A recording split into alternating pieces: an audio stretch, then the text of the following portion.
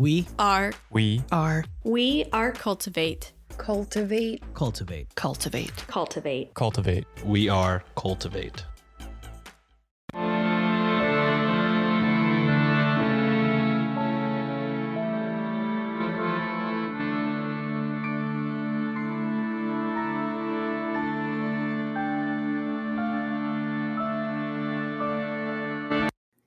Hello and welcome to a special mini-sode of Ye Olde Crime, the show where Maddie and I discuss the funny, strange, and obscure crimes of yesteryear every Wednesday. This special bi-weekly segment is called Can You Crack the Cramp-Word, which is slang for a difficult or obscure term, which I thought was very fitting. And joining me today is Pete from the Break It Down show. And before we begin, I'd like to give him a chance to tell us a little more about himself and his show before we get started. Welcome. Hey, thanks for having me on. I really appreciate it. It's always great to be on someone else's air. I love to sit inside someone else's airplane and be like, it's cold in here. So I like it. My background, look, I'm a California kid and I went to college and did all the things that are all pretty normal. I wouldn't say this, I was necessarily wild, but I had a lot of fun. A lot of fun growing Sure. up. I'm not one of those people like, I had the worst time in high school. I had the best time in high school. I had the best time in college. I had a lot of fun. That ultimately, was the end of that part of my youth, and I had to get a real job, and I couldn't do it. I just couldn't find a job, and so I had that problem of no experience. So I couldn't get a job, but I couldn't get a job to get experience. And so the one way to fix that I'd come up with was the Army, and and so I got a job, and the job they gave me was counterintelligence agent, and so I became a spy for a living. So I'm a federal badged and credentialed agent. I went from being like a knucklehead guy who liked going to bars and drinking beer and playing softball in my spare time to being this federal agent who was, trying to counter the intelligence assets of another nation. And it turned out I was really good at that because a lot of what I did naturally, a lot of my degree kind of played into it. And I was willing. Being willing is just one of the biggest things. And so I did that off and on for the next, 18 years almost, and so there's some other areas of my life mixed in there, but yeah, I spent a lot of time in combat zones. And then when I finally got sick of doing that, I decided I wanted to tell stories and try to figure out how to do that. And that turned into ultimately the Break It Down show. And I'm skipping all the details and everything. But that's where we got it. Because the thing is that's over 10 years now that I've been doing the Break It Down show, and 2,000 episodes. And it's an amazing, it is a life defining journey for me. There are so many times when I have a conversation about, I had a person like that on my show. Here's what they said. And I can't even remember. I remember when I got north of 500, I'm like, I'm not going to be able to reliably remember all these shows anymore. There's just too many of them, Yep. And so, but a lot of it is in there. It's just hard to index, if that makes sense. Yep. But sometimes I'll watch a show and I'm like, who is this person I'm talking to? And who am I? Because I have no memory of it at all. And so, it's been a great journey. I've had a great time. It's shocking the difference it's made in my life. So, you gave us a really good Cliff Notes version of your background. What kind of inspired you to create the podcast? So because my job involved a lot of very atypical experiences, and because I got to interview a lot of people as a profession, my job was to talk to people. And I had to ingratiate myself to the American side of the equation, because I didn't belong to their units, right? I always augmented them, and I needed very specific things. So I had to figure out how to relate to my own people when they don't want to relate to someone like me. My job is a scary job for people. My job is very dangerous for me. And so I'm like, hey, I have to go do really dangerous things. You have no real authority over me, and I just need you to let me do them. And they're like, that's all terrifying. We don't want you to do that.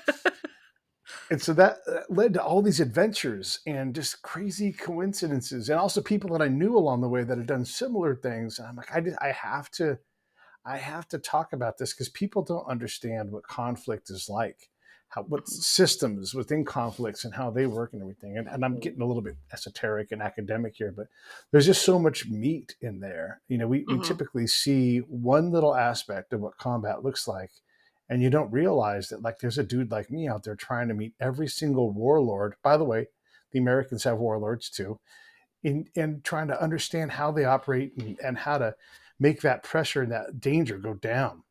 Mm-hmm. And if I can do that reliably, which I was able to do, you guys would want to know about that. Yeah. So that's that trying to describe those things really was the thing that I wanted to do because I had so much insight. I could answer so many questions. I could give so much context and episodically do that. Whether I'm reading someone's book or look, a lot of times I'm talking to someone, I've got more experience. The thing that there's a guy who's a very notable guy on YouTube and he talks about elicitation. You could probably look him up, figure out who I'm talking about. And I had him on my show. I know more about elicitation than he does, right? Mm-hmm. Because I'd done it and I had to live by doing it and understood like the next levels of how to do elicitation. So whenever I get a chance to bring experts on, I can relate to them in a different way than a lot of people can because of my very, very broad experience, but as well as traveled, conflict, all these different things. It's enabled me to tell an even better version of the stories than when I first started doing the Break It Down show. That's really cool. And I did some poking around, and so you did like a mini series called Prison I did. Chronicles. Can you speak Yeah. on that a little bit? Yeah, actually, I've been meaning to get. So there's 4 episodes that I haven't actually. It's an 8 episode series, and I didn't do it because it didn't gain traction. And you'll get this. So I did a lot of work, spent a lot of time and money putting it all together. And just because you publish something doesn't mean that it matters. Yep. And Yep. so I was like, well, let me stop and I'll come back to it when I need to. And I'm kind of getting to the point where like I need to get these other episodes out and just reintroduce it to everybody because it's excellent work. But one of the things I realized, so when we're told things, especially like in the media, and again, I am the media, you are the media, but Yep. when you're told things, I'm like, wait, is that true? Let's go find out. And I'm a spy, so what am I? I'm going to go to the source, and I'm Yep. going to go talk to people. So I know a bunch of people. I can find folks that have committed crimes and murders. Why don't I just talk to people in the prison system and just get like a ground truth reality check on what's there? Mm-hmm. And I started the whole thing off with when I was a junior, when I was a junior, yeah, no, a senior, a girl at my school, her boyfriend came on the campus and shot her and killed her. And I guess technically that's a school shooting, but this is before we called it that. We just called it a Yep. tragedy. Yep. And he went to prison for 25-ish years. And so I'm like, oh, well, there's a story right there. And it just so happens that when this girl, Heather Dunn, gets shot, one of my very best friends, and to this day, one of my very best friends, my buddy Gary, was the last person to talk to her who didn't shoot her. So Oh, he walked geez. her out of class. Yeah. And they saw this guy, a person that murders her a few minutes later. And Gary says to Heather, he's like, hey, you going to be okay? She's like, yeah, it'll be all right. And so he turns and he walks, and then seconds later, she's gone.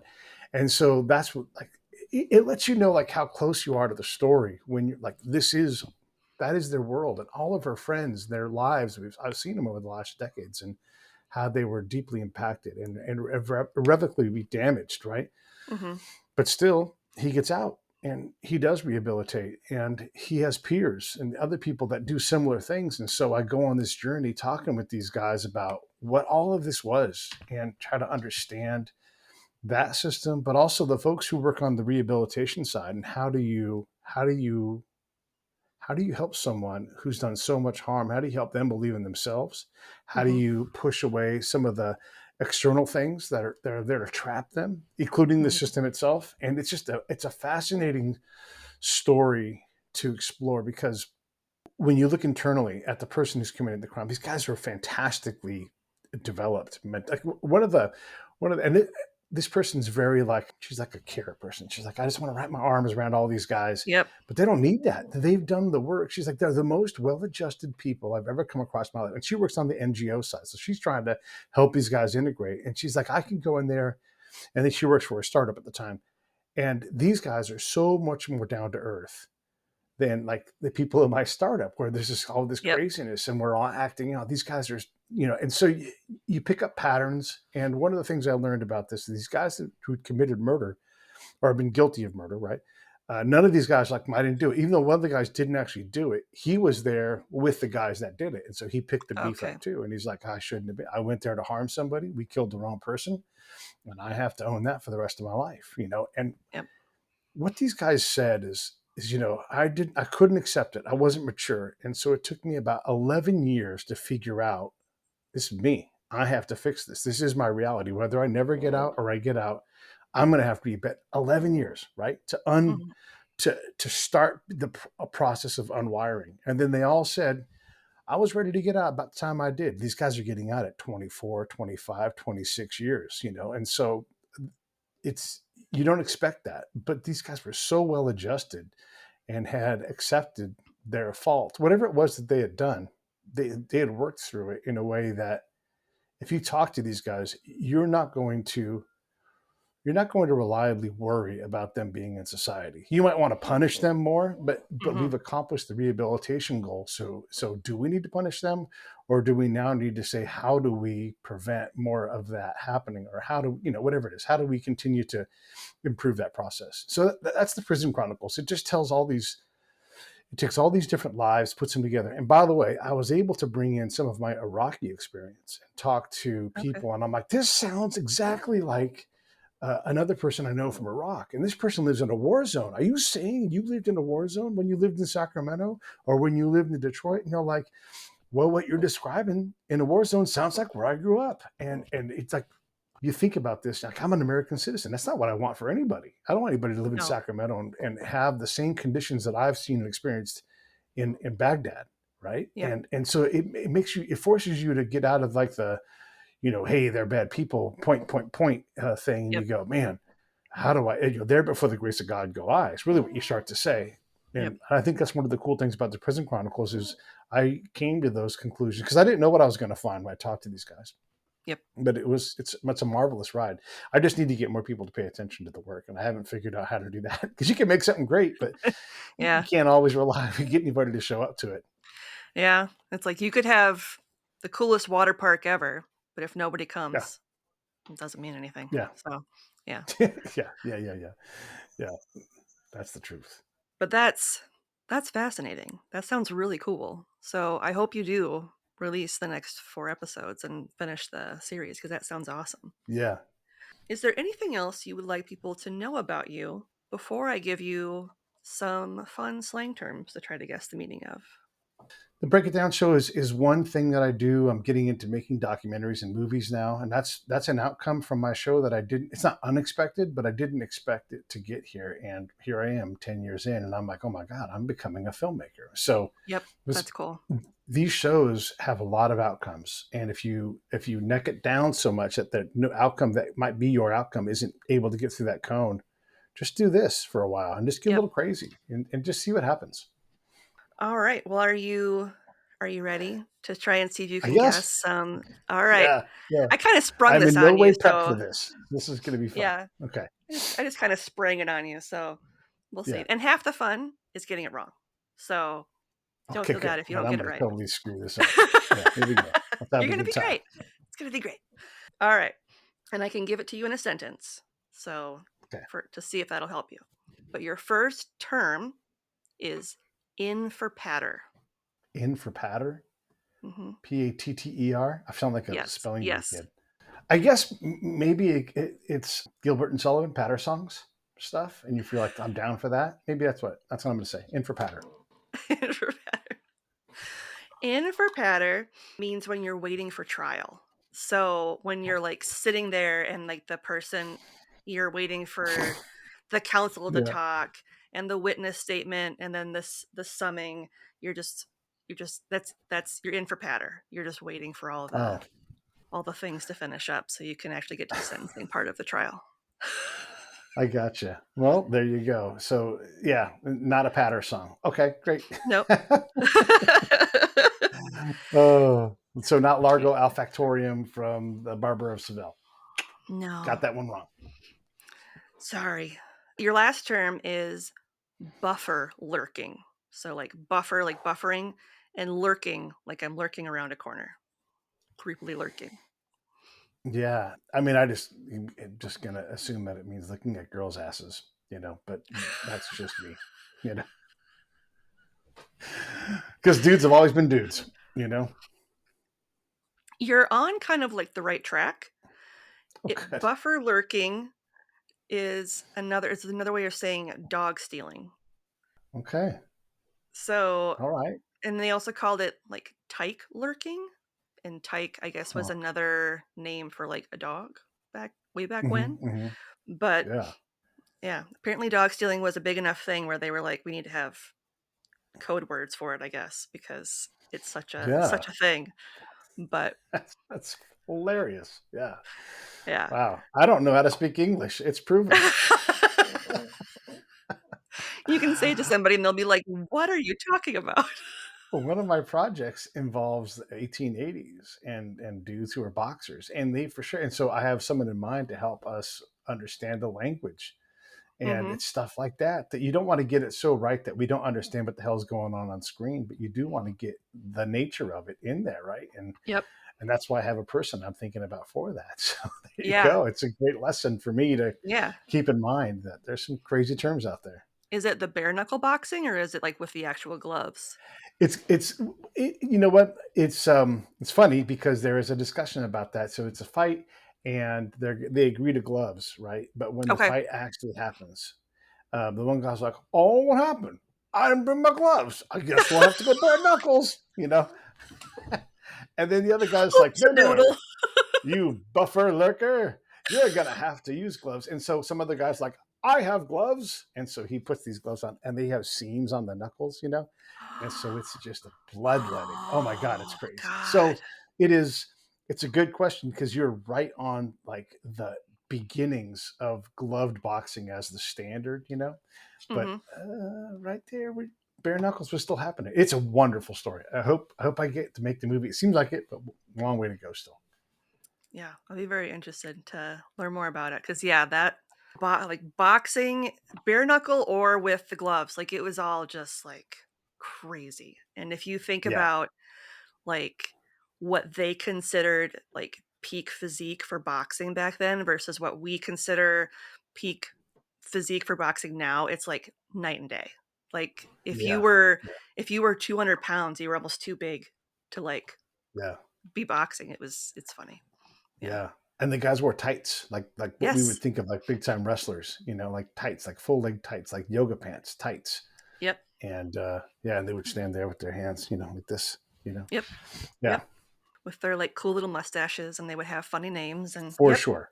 Yep. Yep. Yeah. All Oh of that god. is in this. Yeah.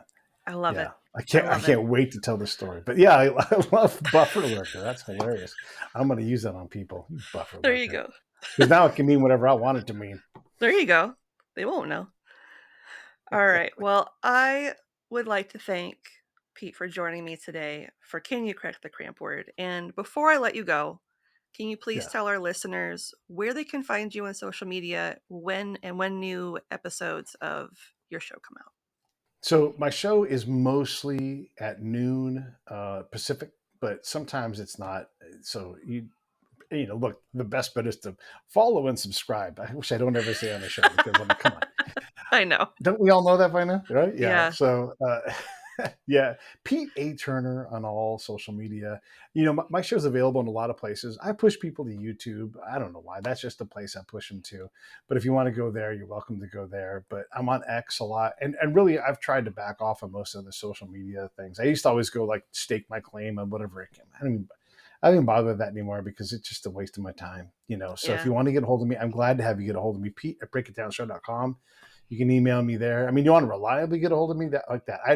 I am not a robot. I am a person, and I would rather talk to a person than a Yep. robot. And so, yeah, just get a hold of me. And if I don't answer you, I apologize. Send me another email, and I'll get back to you.